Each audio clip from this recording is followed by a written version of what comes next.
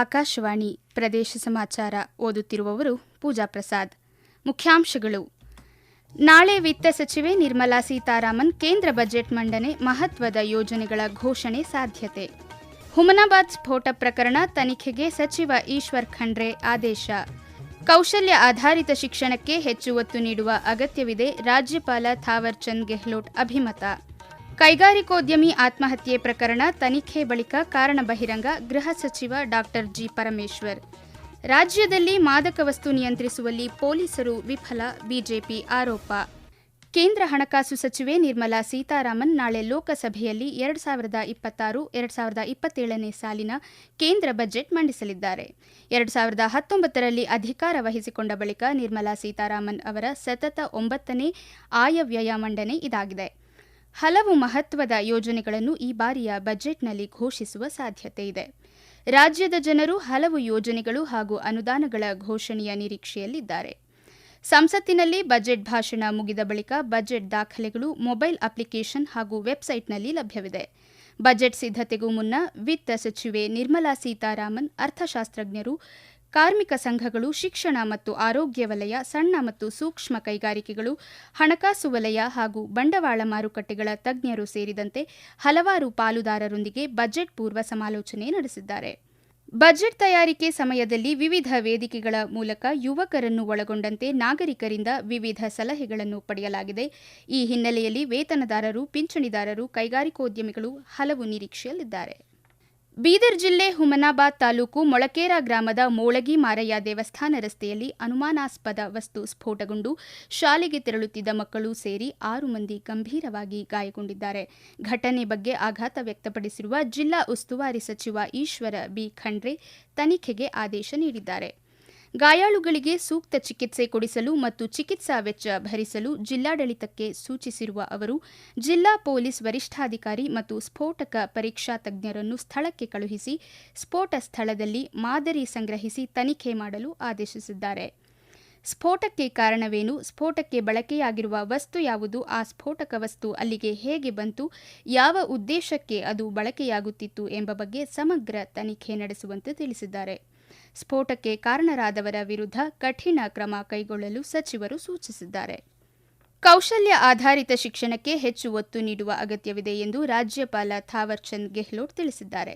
ಮೈಸೂರಿನಲ್ಲಿ ಇಂದು ಕರ್ನಾಟಕ ಮುಕ್ತ ವಿಶ್ವವಿದ್ಯಾನಿಲಯದ 21ನೇ ವಾರ್ಷಿಕ ಘಟಿಕೋತ್ಸವದಲ್ಲಿ ಪಾಲ್ಗೊಂಡು ವಿವಿಧ ಕ್ಷೇತ್ರದಲ್ಲಿ ಸೇವೆ ಸಲ್ಲಿಸಿರುವ ಪ್ರೊಫೆಸರ್ ಡಾ ಭಾಷಂ ಸ್ವಾಮಿ, ಬಿಎಂ ನಾಗಭೂಷಣ ಅತ್ರಿ ಸೇರಿದಂತೆ ಹಲವರಿಗೆ ಗೌರವ ಡಾಕ್ಟರೇಟ್ ನೀಡಿ ಗೌರವಿಸಿದರು. ವಿವಿಧ ಪದವಿಗಳಲ್ಲಿ ಹೆಚ್ಚು ಅಂಕ ಪಡೆದ ವಿದ್ಯಾರ್ಥಿಗಳಿಗೆ ಚಿನ್ನದ ಪದಕ ವಿತರಿಸಿದರು.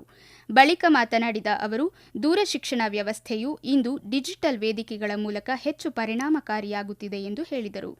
ಪಿಎಚ್ಡಿ ಪದವಿ ಪಡೆದ ಪರಿಷತ್ ಸದಸ್ಯ ಸಿಟಿ ರವಿ ಮಾತನಾಡಿ, ರಾಜಕಾರಣಿಯಾಗಿ ರಾಜಕೀಯ ಕ್ಷೇತ್ರವನ್ನು ಆಯ್ಕೆ ಮಾಡಿಕೊಂಡು ಸಮ್ಮಿಶ್ರ ಸರ್ಕಾರದ ಕಾರ್ಯವೈಖರಿಗಳ ಬಗ್ಗೆ ಅಧ್ಯಯನ ಮಾಡಿದ್ದು ಪಿಎಚ್ಡಿ ಪದವಿ ಲಭಿಸಿದೆ ಎಂದು ತಿಳಿಸಿದರು.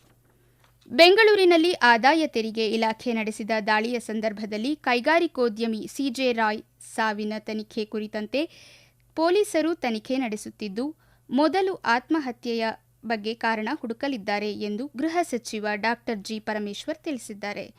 ಬೆಂಗಳೂರಿನಲ್ಲಿಂದು ಸುದ್ದಿಗಾರರೊಂದಿಗೆ ಮಾತನಾಡಿದ ಅವರು, ತನಿಖೆಯ ಸಂದರ್ಭದಲ್ಲಿ ಯಾವುದೇ ವಿಷಯಗಳು ಕಂಡುಬಂದರೆ ಅದನ್ನು ಪರಿಶೀಲಿಸಲಾಗುವುದು ಎಂದು ಸ್ಪಷ್ಟಪಡಿಸಿದ್ದಾರೆ.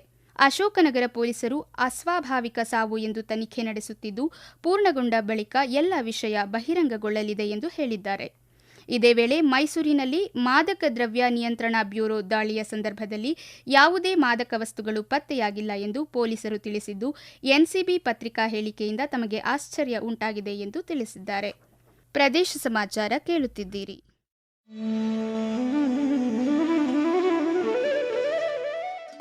ನಿಮಗೆ ವರದಿಗಾರಿಕೆಯ ಕೌಶಲ್ಯವಿದೆಯೇ? ನೀವು ಸುದ್ದಿಯ ವಾಸನೆ ಗ್ರಹಿಸಬಲ್ಲಿರಾ? ಹಾಗಿದ್ದರೆ ಆಕಾಶವಾಣಿಯ ಪ್ರಾದೇಶಿಕ ಸುದ್ದಿ ವಿಭಾಗಕ್ಕೆ ಸೇರಿಕೊಳ್ಳುವ ಅವಕಾಶ ಇಲ್ಲಿದೆ. ಆಕಾಶವಾಣಿ ರಾಯಚೂರು ಮತ್ತು ಚಿತ್ರದುರ್ಗ ಜಿಲ್ಲೆಗಳ ಅರೆಕಾಲಿಕ ವರದಿಗಾರರ ಹುದ್ದೆಗಳ ಆಯ್ಕೆಗಾಗಿ ಅರ್ಜಿಗಳನ್ನು ಆಹ್ವಾನಿಸಿದೆ. ಅರ್ಜಿ ಸಲ್ಲಿಸಲು ಫೆಬ್ರವರಿ 28, 2026 ಕೊನೆಯ ದಿನವಾಗಿದೆ. ಹೆಚ್ಚಿನ ವಿವರಗಳಿಗೆ ನಮ್ಮ ಫೇಸ್ಬುಕ್ ಪೇಜ್ ಆಕಾಶವಾಣಿ ವಾರ್ತೆ ಕನ್ನಡ ಅಥವಾ ಎಕ್ಸ್ ಖಾತೆ ಮತ್ತು ಇನ್ಸ್ಟಾಗ್ರಾಂ ಖಾತೆ ಆಕಾಶವಾಣಿ ನ್ಯೂಸ್ ಕನ್ನಡವನ್ನು ಸಂಪರ್ಕಿಸಬಹುದು.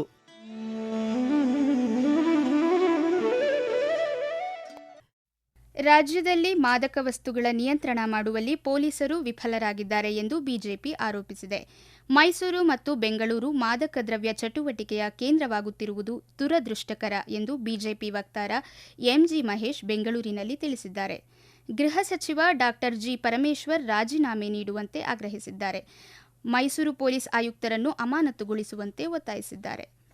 ಗಡಿ ಜಿಲ್ಲೆ ಬೆಳಗಾವಿಯಲ್ಲಿನ ಕನ್ನಡ ಶಾಲೆಗಳ ಸುಧಾರಣೆ, ಕನ್ನಡ ನಾಮಫಲಕ ಕಡ್ಡಾಯ, ಬೆಳಗಾವಿ ಹೆಸರು ಕಡ್ಡಾಯ ಬಳಕೆ ಸೇರಿದಂತೆ ವಿವಿಧ ಸಮಸ್ಯೆಗಳು ಹಾಗೂ ಅಭಿವೃದ್ಧಿ ಯೋಜನೆ ಕುರಿತು ಬೆಳಗಾವಿಯಲ್ಲಿ ಇಂದು ಜಿಲ್ಲಾಧಿಕಾರಿ ಮೊಹಮ್ಮದ್ ರೋಷನ್ ಅಧ್ಯಕ್ಷತೆಯಲ್ಲಿ ಚಿಂತನ ಮಂಥನ ಸಭೆ ನಡೆಯಿತು. ಜಿಲ್ಲಾ ಪೊಲೀಸ್ ವರಿಷ್ಠಾಧಿಕಾರಿ ರಾಮರಾಜನ್, ಪೊಲೀಸ್ ಆಯುಕ್ತ ಗುಲಾಬ್ ಭೂಷಣ್, ಮುಖ್ಯ ಕಾರ್ಯನಿರ್ವಹಣಾಧಿಕಾರಿ ರಾಹುಲ್ ಶಿಂಧೆ, ಮಹಾನಗರ ಪಾಲಿಕೆ ಆಯುಕ್ತರು ಸೇರಿದಂತೆ ವಿವಿಧ ಕನ್ನಡಪರ ಸಂಘಟನೆಗಳ ಪದಾಧಿಕಾರಿಗಳು ಸಭೆಯಲ್ಲಿ ಭಾಗವಹಿಸಿದ್ದರು.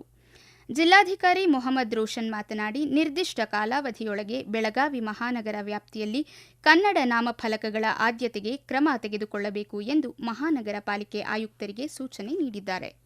2025-26ನೇ ಸಾಲಿನ ಬೆಂಬಲ ಬೆಲೆ ಯೋಜನೆಯಡಿ ಗದಗ ಜಿಲ್ಲೆಯ ರೈತರಿಂದ ಎಫ್ಎಕ್ಯೂ ಗುಣಮಟ್ಟದ ಕಡಲೆ ಹುಟ್ಟುವಳಿಯನ್ನು ಖರೀದಿಸಲು ಪ್ರತಿ ಕ್ವಿಂಟಾಲ್ ಕಡಲೆಗೆ 5,875 ರೂಪಾಯಿಯ ಬೆಂಬಲ ಬೆಲೆ ನಿಗದಿಪಡಿಸಲಾಗಿದೆ ಎಂದು ಗದಗ ಜಿಲ್ಲಾಧಿಕಾರಿ ಸಿಎನ್ ಶ್ರೀಧರ ತಿಳಿಸಿದ್ದಾರೆ.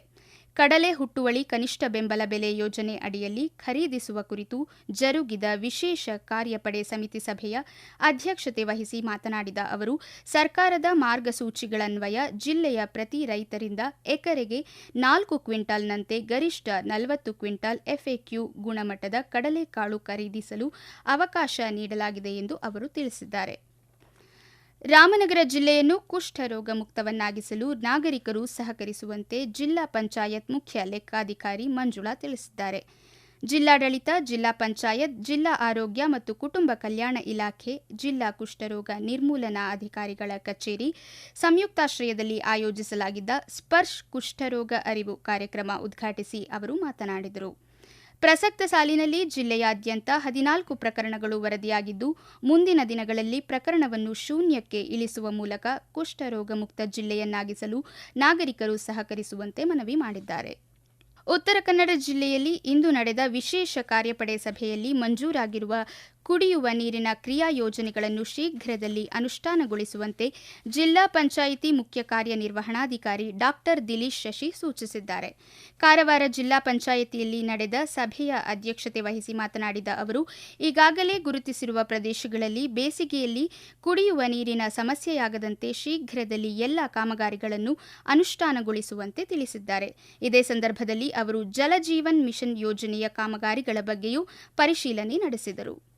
ಸರ್ಕಾರದ ಮಹತ್ವಾಕಾಂಕ್ಷೆಯ ಪಂಚ ಗ್ಯಾರಂಟಿ ಯೋಜನೆಗಳನ್ನು ಪ್ರತಿಯೊಬ್ಬರಿಗೆ ತಲುಪಿಸಲು ಸಂಬಂಧಪಟ್ಟ ಇಲಾಖೆಯ ಅಧಿಕಾರಿಗಳು ಪ್ರಯತ್ನಿಸಬೇಕು ಎಂದು ಕೋಲಾರ ತಾಲೂಕು ಗ್ಯಾರಂಟಿ ಯೋಜನೆಗಳ ಸಮಿತಿ ಅಧ್ಯಕ್ಷ ವಿಎಂ ಮುನಿಯಪ್ಪ ಅಧಿಕಾರಿಗಳಿಗೆ ಸೂಚಿಸಿದ್ದಾರೆ.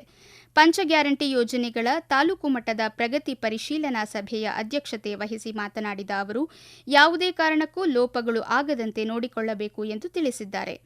ಪ್ರತಿಯೊಂದು ನ್ಯಾಯಬೆಲೆ ಅಂಗಡಿಗಳ ಮುಂದೆ ಸೂಚನಾ ಫಲಕಗಳನ್ನು ಕಡ್ಡಾಯವಾಗಿ ಹಾಕಬೇಕು.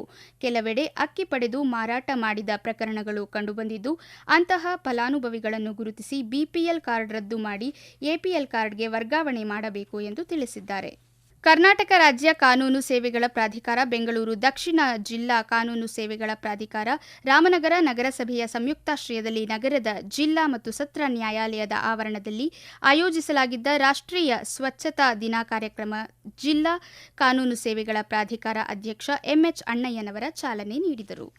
ಕೊನೆಯಲ್ಲಿ ಮತ್ತೊಮ್ಮೆ ಮುಖ್ಯಾಂಶಗಳು. ನಾಳೆ ವಿತ್ತ ಸಚಿವೆ ನಿರ್ಮಲಾ ಸೀತಾರಾಮನ್ ಕೇಂದ್ರ ಬಜೆಟ್ ಮಂಡನೆ, ಮಹತ್ವದ ಯೋಜನೆಗಳ ಘೋಷಣೆ ಸಾಧ್ಯತೆ. ಹುಮನಾಬಾದ್ ಸ್ಫೋಟ ಪ್ರಕರಣ ತನಿಖೆಗೆ ಸಚಿವ ಈಶ್ವರ ಖಂಡ್ರೆ ಆದೇಶ. ಕೌಶಲ್ಯ ಆಧಾರಿತ ಶಿಕ್ಷಣಕ್ಕೆ ಹೆಚ್ಚು ಒತ್ತು ನೀಡುವ ಅಗತ್ಯವಿದೆ, ರಾಜ್ಯಪಾಲ ಥಾವರ್ ಚಂದ್ ಗೆಹ್ಲೋಟ್ ಅಭಿಮತ. ಕೈಗಾರಿಕೋದ್ಯಮಿ ಆತ್ಮಹತ್ಯೆ ಪ್ರಕರಣ ತನಿಖೆ ಬಳಿಕ ಕಾರಣ ಬಹಿರಂಗ, ಗೃಹ ಸಚಿವ ಡಾ ಜಿ ಪರಮೇಶ್ವರ್. ರಾಜ್ಯದಲ್ಲಿ ಮಾದಕ ವಸ್ತು ನಿಯಂತ್ರಿಸುವಲ್ಲಿ ಪೊಲೀಸರು ವಿಫಲ, ಬಿಜೆಪಿ ಆರೋಪ. ಇಲ್ಲಿಗೆ ಪ್ರದೇಶ ಸಮಾಚಾರ ಮುಗಿಯಿತು. ನಮ್ಮ ಮುಂದಿನ ವಾರ್ತಾ ಪ್ರಸಾರ 7:35 ನಿಮಿಷಕ್ಕೆ.